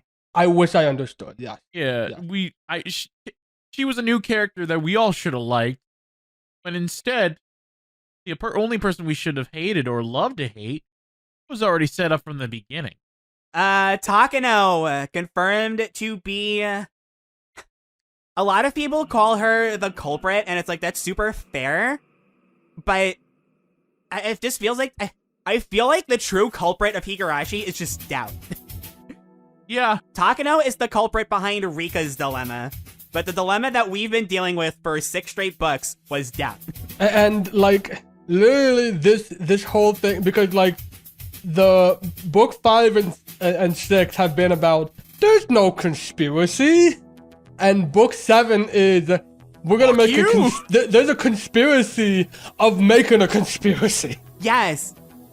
That is something that I kind of like. They do explain that, I think this is, I'm like almost positive, but it's like, it's just like it's just a group of like super nationalistic people that have this conspiracy about Hinamizawa, and it's like, oh, well, someone needs to tell them what we've learned these past 6 books. Yep. Yes, holy damn. I saw it coming, to be honest. I did. But I hated that I was right. I really wanted chapter 10 to be the end of it. Roll credits, done with Higurashi. Not that I don't like it. It's just that I just wanted a happy ending. We were so close to a happy ending. But we didn't get it. The in chapter 11, there's the moment where like they're playing doctor, or as me and call it, playing gynecologist. yeah, that's a good line. That's a good line. It is a good line. But like there's the part where Takano had that change where it's like, do you trust me? And I was ready. I was fully ready for Takano to say, I am torn. Turn out that she's a space alien. I was totally ready for it. But no, instead we get a massive like secret society, secret organization that has power over government. Yeah, and where and a bit of a god complex. And she, like Takano herself has a god complex, like more so than even the people within the organization. Even the god herself has even the god herself doesn't have that much of a god complex. No, it's like in the that bonus, like everybody around Takano is like, why are you laughing so much? This is weird. I'm a god. I'm a god. But she has that long ramble. She has that long ramble. Oh my god. She's happy. She's happy. Nobody else is happy, but she's... Nobody else. She's delighted. She's ecstatic from the moment she enacts her plan, and she does. She really twists this happy ending. And as soon as Takano, like, I knew that Takano was dead. I knew. Part of me thought it was over. Once she killed Uichi, I knew it was over. Yeah, that was the big. There was the line where she's just like, "Sweet dreams, Uichi. Too bad he was getting so close to catching me." Can I get a cup of coffee? Like, that's something you would hear from Dr. Evil. Yeah. Where's my pizza? Takano, your pizza's here. Not now. Looks like I'm a god. Look like I'm gone. Takano dies. Takano dies at some point. Pizza guy comes back. Here's your pizza. Like what we need from book 8 is Takano turning into primordial ooze. Even better, yeah. Even better. I was so angry, but like it made sense, and I had a feeling like I was always kind of suspicious. I don't know if I vocalized it. You guys can go through the episodes if you want. I know I was suspicious. I was very suspicious. With a smile like that, how can you? Yeah, just the fact she was a little too happy at the torture shed. Even to the point where she's so ecstatic when Rika lets her in early. Remember that? Yeah, that was back when you weren't so angry at her. No, I was just like, oh, she's just creepy, but her heart's in the right place. And there's also like book 3 where like where Casey runs into her and just like, hey, how come his bike is here, but not him? And what is she? And she has this like intense moment with him, and like at his house. In her mind, she's like, "Oh, I don't care. This kid's gonna be dead in a few days anyway." Yeah. No, well, like, little does she know. yeah. Little does she know, I fell on a car seat, so I was okay. Oh my god. Oh god. And yeah, she faked her own death. I'm sorry, we fucked up. We got a corpse that died 24 hours ago. 24 hours ago. She's like, no, let's have some fun. Wishy's like he's on the ball. Like he even figured out like they figured out that like, hey, the car is here, but that the she exited town, but we never saw Tomatake. What if she had Tomatake in her trunk? It's like, Wishy's on it. Like, yeah. He was on it. He was ready. Yeah, and I remember bringing this up to you in book 2 when the question is brought up that she was dead for 24 hours, and Keiichi's like, it's a Yashiro-sama's curse, and Oishi says something along the lines of, it's just her dental records. Like, this is it's very possible that they just made a mistake. And then sure enough, Higurashi 7, he calls Rika, bam, we got him. They made a mistake. Even in 6, that was a thing too, that mistake. Yeah. Although in 6, they were just like, oh, that was just a misunderstanding. Also, that makes me think that her giving out those journals was totally planned. Yeah, when you think of it like that, like draw attention away from her. Not even that. She wants to spread Oishiro-sama's curse. Hey, that too. That's a good way to look at it. That's her goal. She associates herself with the curse because, especially with the bonus, it's heavily, heavily implied that she caused it from the beginning. I don't know for sure. They've had this planned from the start. From the start. That was confirmed in chapter 11, I think. But I don't know if she like killed the foreman and Rika's parents, Sadako's parents. But no, I thought they said that they caught the. I mean, this was Rika's explanation, but I thought that like the mountain dogs had actually caught the culprit. The only one that's like really up in the air right now is Rika's parents. Those are still a bit up in the air. I mean, when you look at everything else, it's I don't know. It's like kind of up in the air, but and I know Wash, you're still not convinced that Satoshi killed the aunt. I mean, I was completely sold by this point, but I know you weren't, so I guess that one is still kind of. I think I have a feeling that that's already set in stone now, but year two's was kind of implied at a certain point in the story. And then year 1 they just outright say like they have the guy. And then year 5 was Takano. Yeah. So Takano wasn't the others either? Well, okay, how's this? She definitely wasn't the first. She likely wasn't the second, and she likely wasn't the fourth. That's what we can concretely say. Yeah. And who knows, maybe I missed something about year 3, and it's like, oh, actually, it's pretty clear. And I mean, I know the answer, but the foreshadowing, I could have just missed. I don't know. But because she literally goes, you're the one who killed... She knows, like, you're the one who killed Satoshi. She's like, I'm not gonna tell you. Yeah. Yeah, I'm not gonna give away any secrets. Yeah, I mean, that's kind of exactly what happened in book 5, when she's like, "Oh, you killed Satoshi," and they were just like, they didn't give her a concrete answer. A good thing Shion died, or else she would have killed everybody on her own. Oh God, I was so pissed off. Yeah, are we gonna skip to the time freeze? Yeah. Oh, okay. I was so excited because they were like, let's gonna steal the van. I thought Wash's prediction of Rika driving the van in the first episode was gonna come true. I wish. I was so upset. But the time freezes and Takano literally shoots Kichi. When everyone else is like, Keiichi, no, Keiichi, no. Keiichi's only response is to be like, guys, you have to get out of here. Like, don't let anything happen to you. no, but it's already too late. It's already In late. fact, like when they had that exciting car chase, I was like, there were snipers everywhere. You're screwed. If they shut down Oishi, you're screwed. Yeah. Yeah. They would have had to There not was get no out of the saving car this. at all. They have to make it to the car, which probably wouldn't have happened. But if they got there, they would have had to just not get out of that car at all, which, all it takes is one thing of Shion saying, "Oh, let me grab something," and then it's just done. Yep, all done. If one of them goes, I like that you specifically with Shion fucking it up. Who else would it be? Hanyu. Hanyu can't mess things up, except for, Except Okay, like Hanyu mentally can't- and Hanyu- emotionally. Hanyu like emotionally messes things up. Shion physically messes things up. Yeah. Okay, this is the part that really made me pissed off with Hanyu, because she's talking about being a spectator in this. And in chapter 12, one of my notes is, why can't Hanyu spy?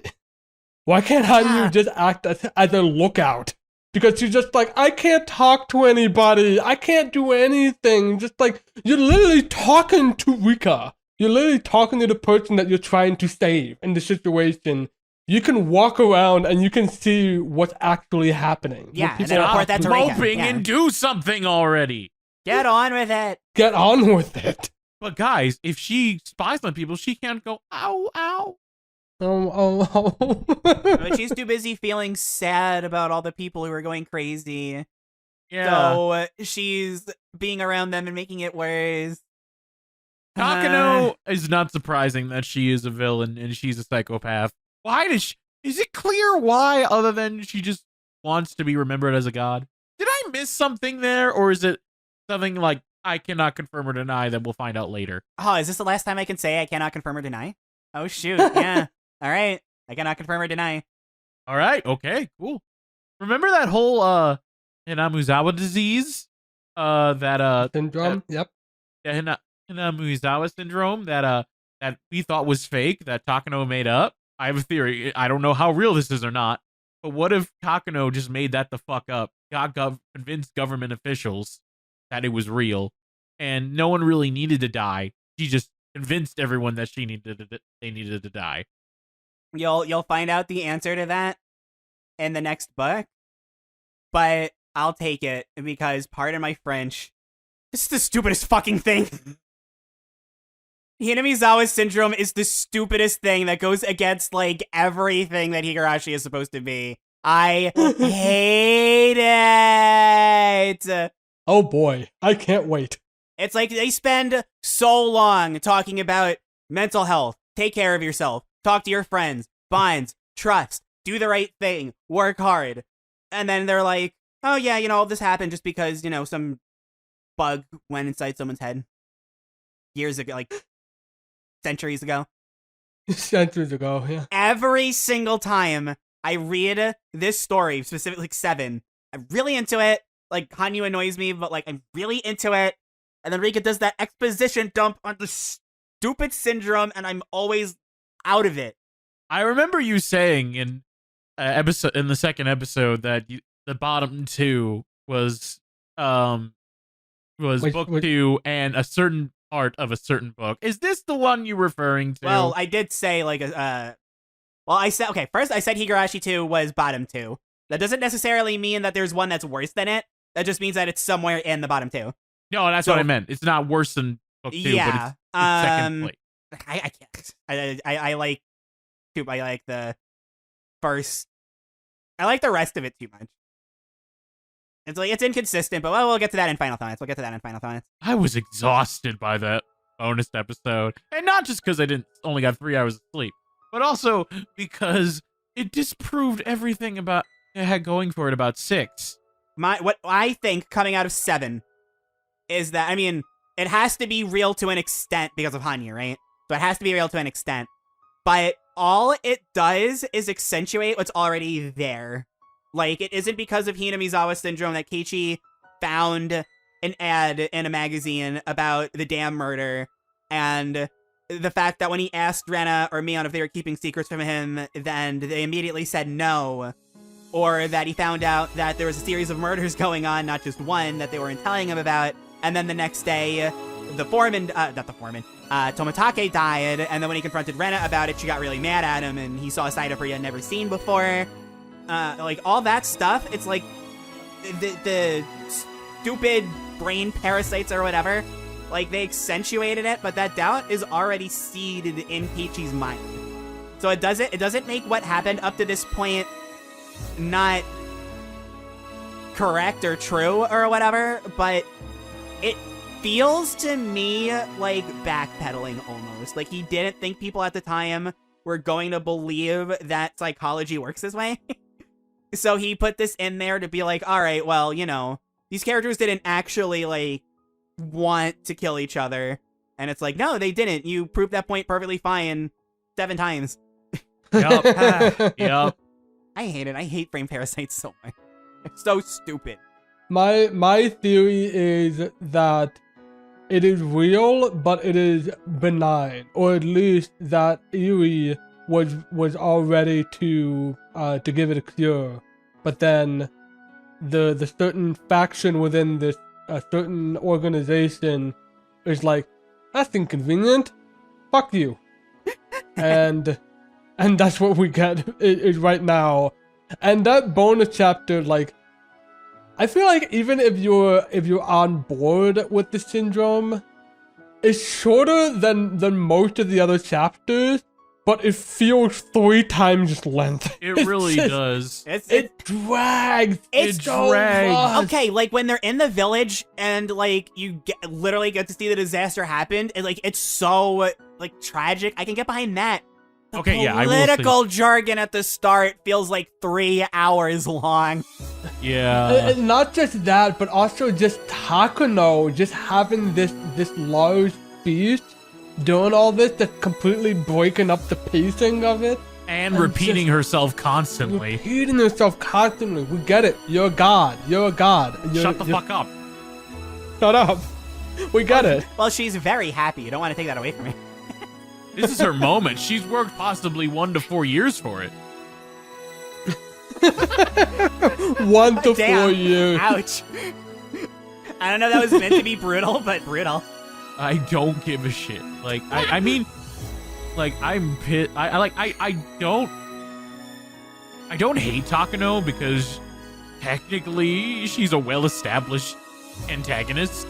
Mm-hmm. Technically, like, she's been planned since the beginning, and the fact that Ryukichi's been able to make her work in almost all the stories and have her be the reason that, not just because of Tomitake's death, that there is some major conflict going on, like with the journals, and also those journals may cause Shion to snap as well. Like, good job.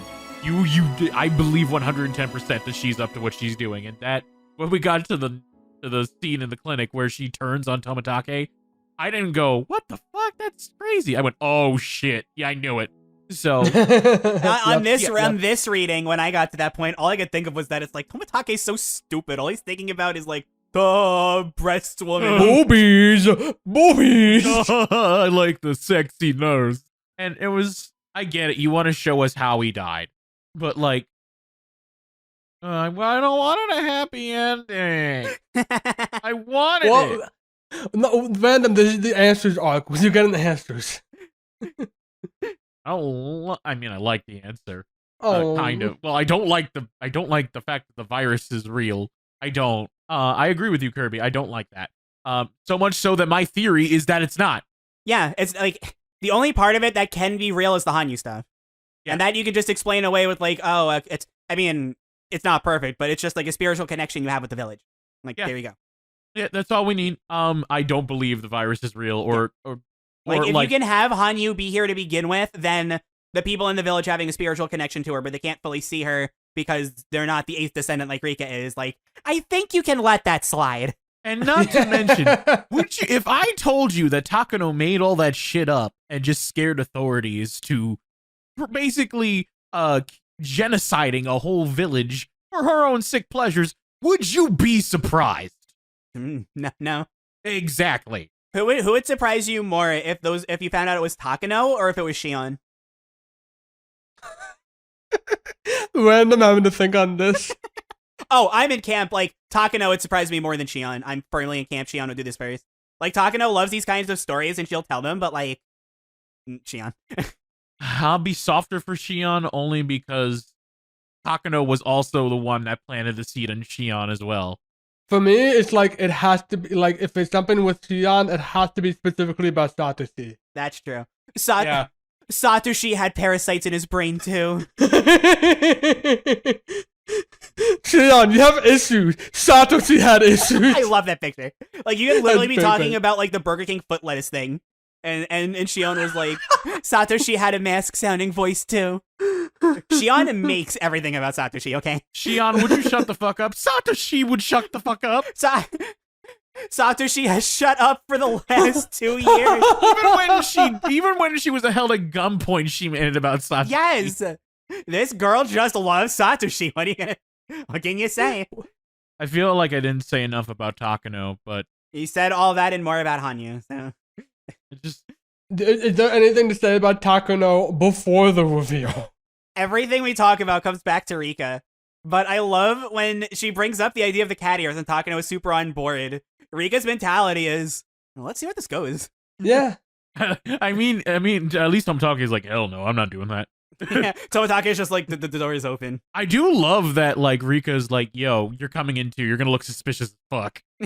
Yeah. Oh, there was like a line about, like, Takano being a gap moe. Which, this is the first time I got to learn about that phrase. Yeah, do you know what it means? I don't. They explain it in the chapter when they're at the ice cream store, but I already forgot it. What is the name of the head security guard of the Okanogo? Okanogi. Okanogi. Yeah. Okanogi. Why is Takano in charge of a group like that?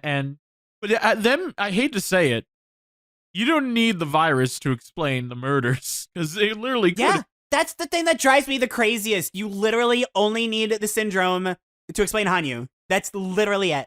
And even Hanyu, like I said, I think you can let it slide considering supernatural. Like, even the needles could just be like, we made a drug. Yeah. Like the although, oh my god, can we talk about how topical? You can't get me with Hinamizawa syndrome. I took the vaccine. Oh my god. We just gave you a fake vaccine. It's like, oh. I am so glad I got my booster before watching this. Yeah. Okay, next time I'm looking straight into the nurse's eyes. I don't care. I can't do that, otherwise I'll pass out. So you know what? Just inject whatever you want in me. I don't care. Dude, if we find you dead random, you know why. If I claw out my own throat, you know it's because I was seduced by a nurse. I mean, you are modeled after Tomotage. I am. You're the most hetero of the three. The nurse goes to give you the vaccine. All you can think of is breast. This baby could make out now. Do you trust me? Boobs. Okay, but if we're gonna talk about Okanogi, we mentioned like Takano says, let's have a little bit of fun. But there's an implication that Okanogi did the same thing because they named a fake electrical company after him. Oh, and the fact that they also backpedaled a bit with the whole like white van and shit too. Because like, I mean, that doesn't bother me as bad, I think. Yeah, because well, I mean, I just find the that more white funny. van comes off to me as like a coincidence. Because the explanation that you have in Higurashi 6 is still sticks. Higurashi 6 is still completely unchanged. They're literally just forest service people. Like, it's fine. Although, if you want a defense of, well, Takano being in charge of them is a little dicey, but if you want a defense for them being the way, like, existing at all, let me point you to a little story we haven't talked about in forever, Higurashi 4. They talk about how the forestry service are the people that watch after the grandson of the guy who they kidnapped. I don't remember if it's in 4 or one of the answer arcs, but they're like, oh yeah, we didn't really work with the forestry people. They're just kind of like their own separate thing. And one of the people and the forestry service people are the ones that fought off Akasaka and Oishi.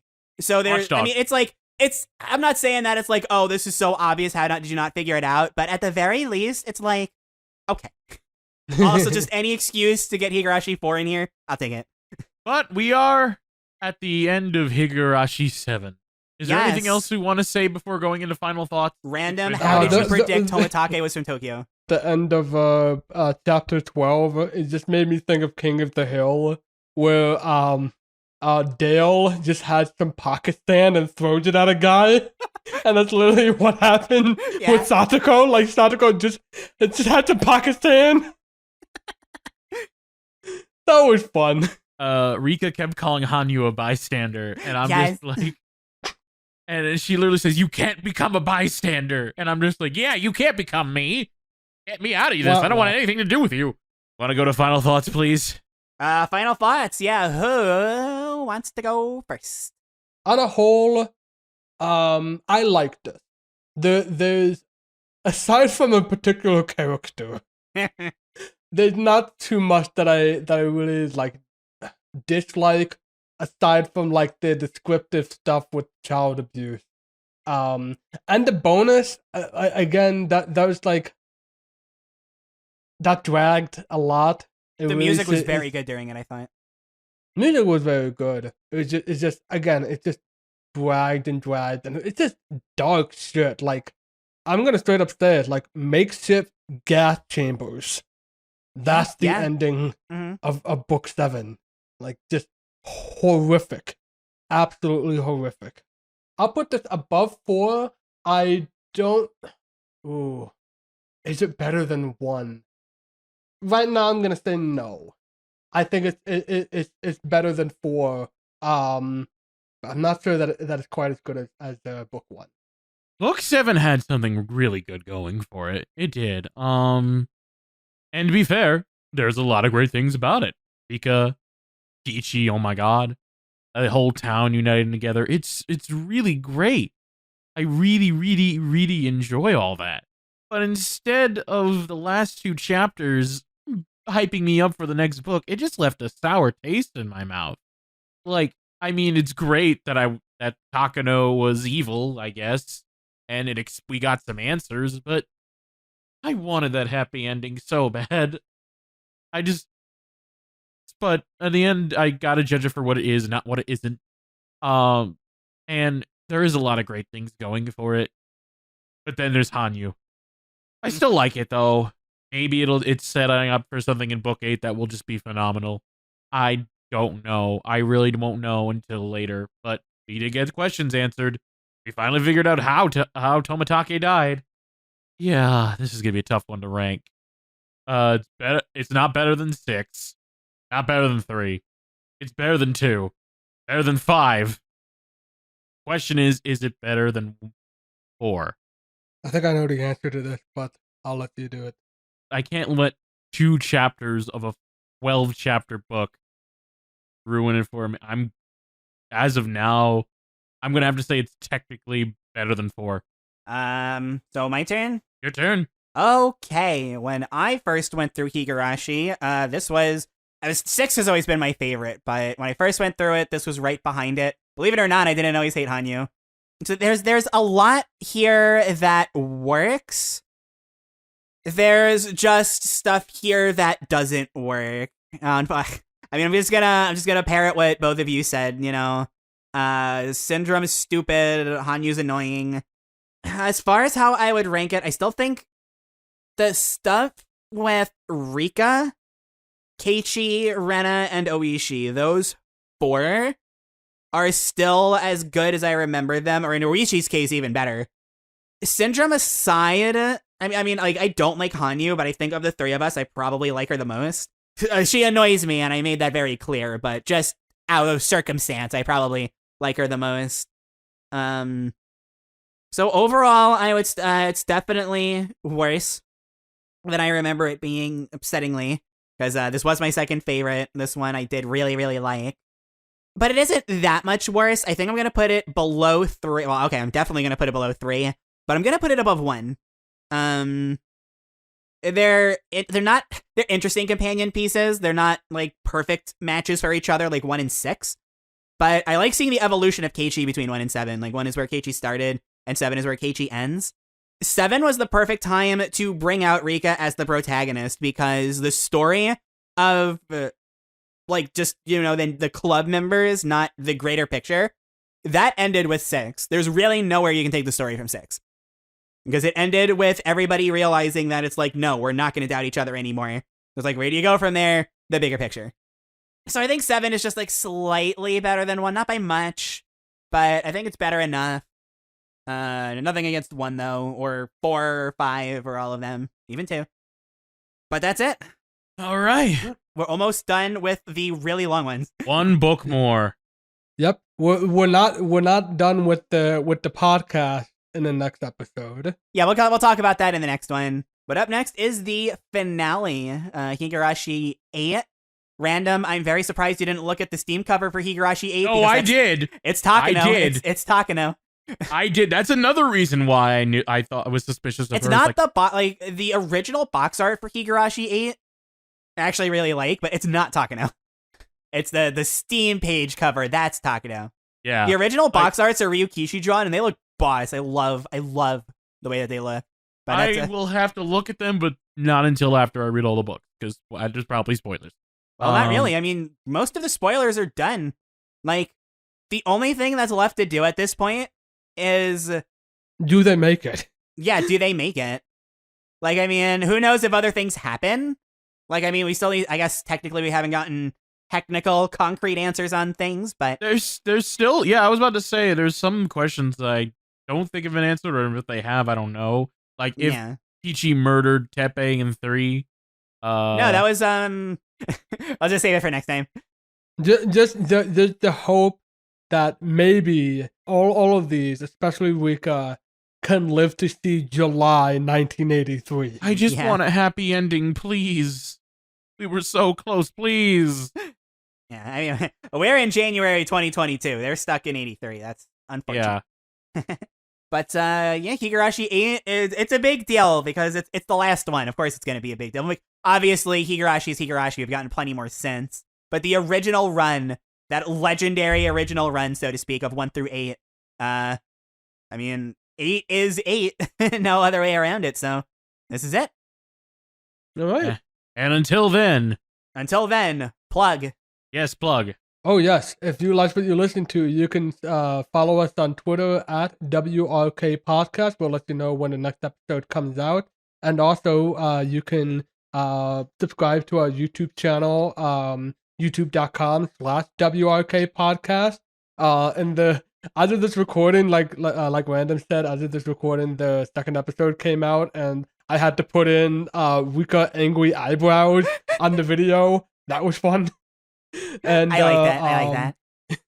And if you want to listen to us in audio to other series in audio form, wrk.simplecast.com and wherever else you get your podcast. And with that, I'm Random Bystander here.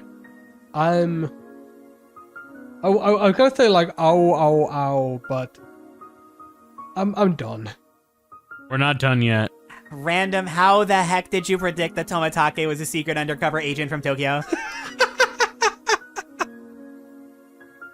I like to think that he did a typo. No.